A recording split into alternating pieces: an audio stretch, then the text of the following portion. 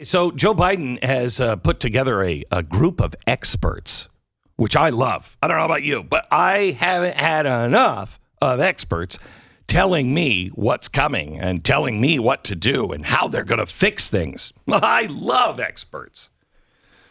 So he's got another group of experts together. And yesterday in a press conference, he would only talk about this panel of experts that were going to help with the economy. So somebody asked him about Ukraine. He said, I'm not taking any questions. But then Peter Doocy asked a question. Here is Peter Doocy and Joe Biden's response. Do you think inflation is a political liability? That's a great asset. More inflation. What a stupid son of a bitch. What a stupid son of a bitch. Now, quite honestly, I'm past all of this stuff. Oh my gosh, my sensitive ears. Did the president say stupid son of a bitch? Oh my gosh. I'm a little past that at this point. Really? Really? The president can't say stupid son of a bitch. Shut up. But let's just be accurate. Peter Doocy could be a lot of things. But he's not a stupid son of a bitch. I mean, he's goofy.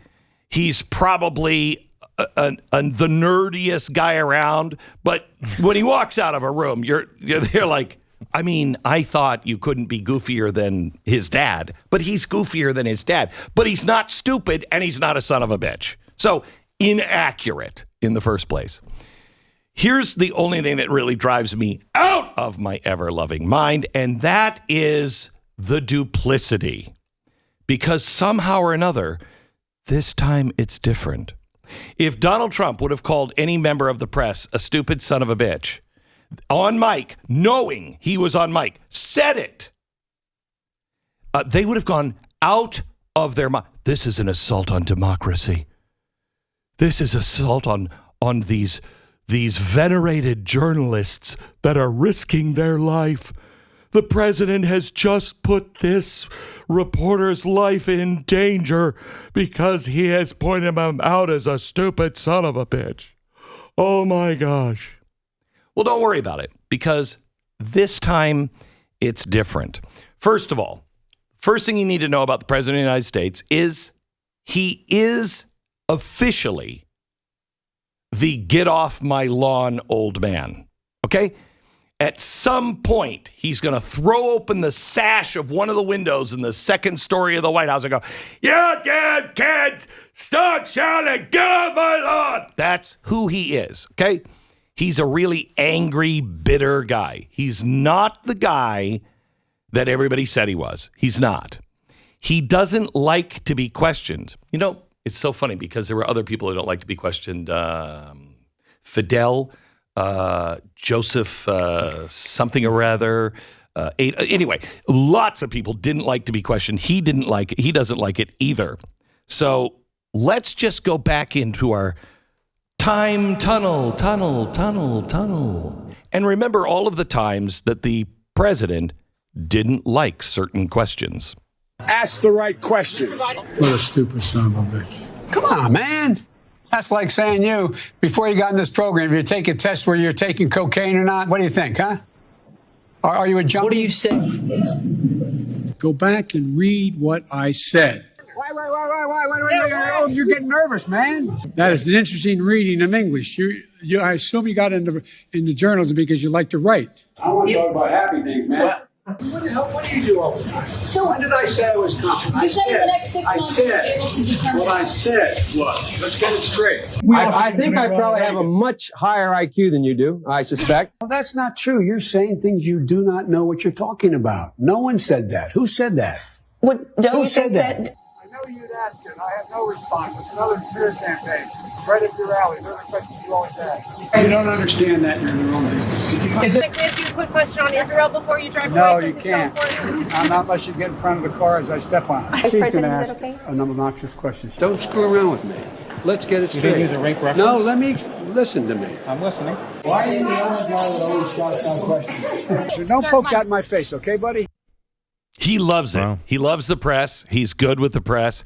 He's a kind old doddering grandfather who probably should have a little bit more of his medication. Now, again, my problem is not with this doddering old man who absolutely has no clue as to what's going on and is angry most of the time because I don't think he understands what's happening in the world anymore. He's been being told all the time, we got to do this. This is the solution. This is the solution. So he believes his own bullcrap as the solution. He said yesterday, not a thing is going to be changed. He's not changing course at all because he's right. I just would like to remind you again of, I don't remember, was it his last year before the re-election or his at the end of his first year? I can't remember, but I remember a press conference with George W. Bush where the press was like, you haven't done one thing that you disagree with?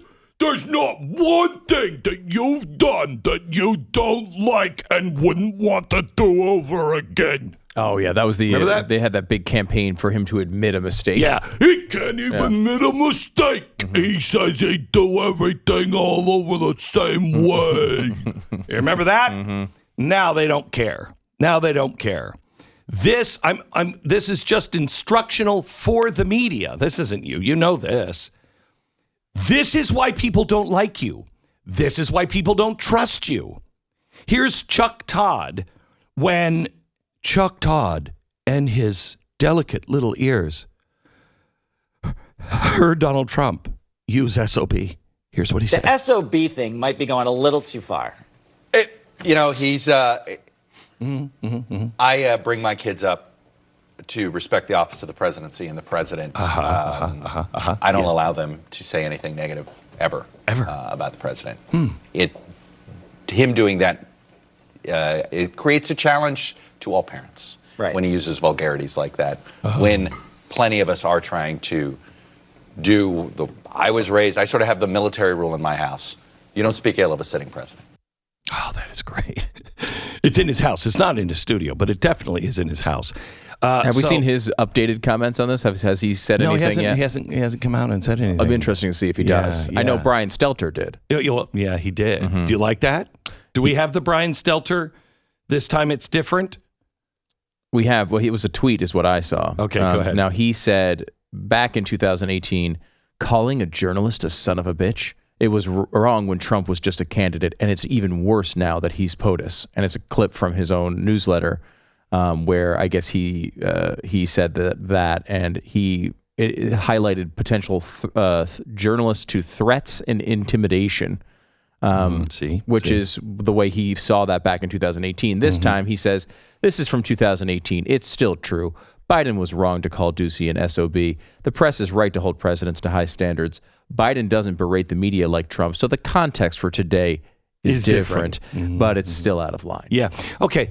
So just because you, Brian, are not targeted, we are.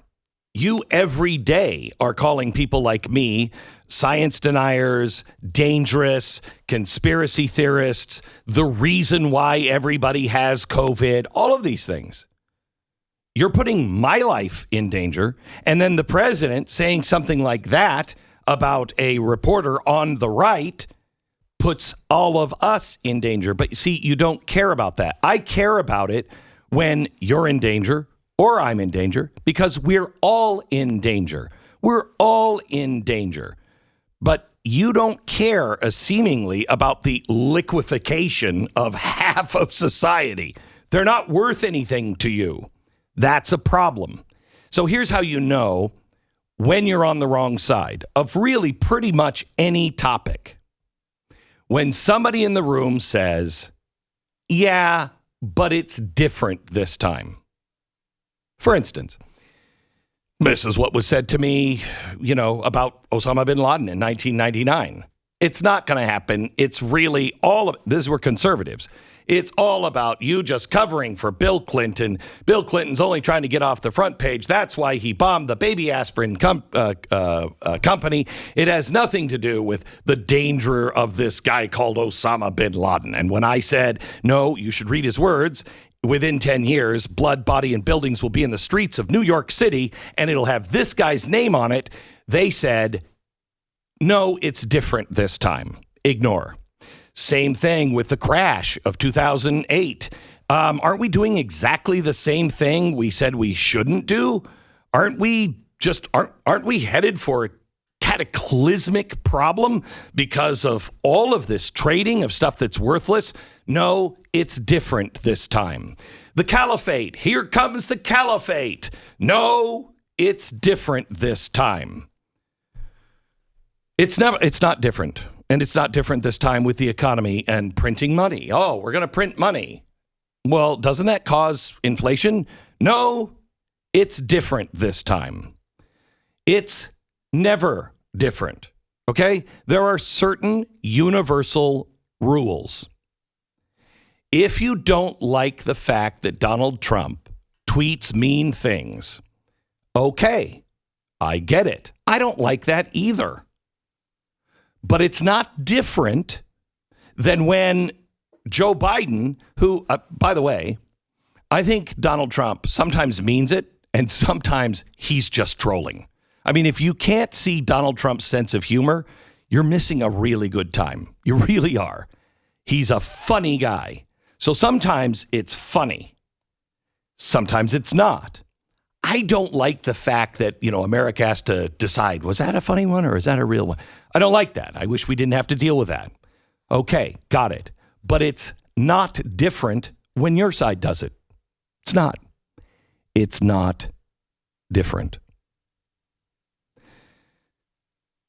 That's how you know when somebody is telling you something that you should not buy. If I'm telling you it's different this time, don't listen to me. 99% of the times, it is not different. People are just making an excuse because they want it to be easier for them, their life, or their quest. Easy is never the right road. The right road usually involves pain and discipline and things that you don't want to face, don't want to admit, don't want to do. That's why things are never different. Because for us to truly grow, we have to do the hard things.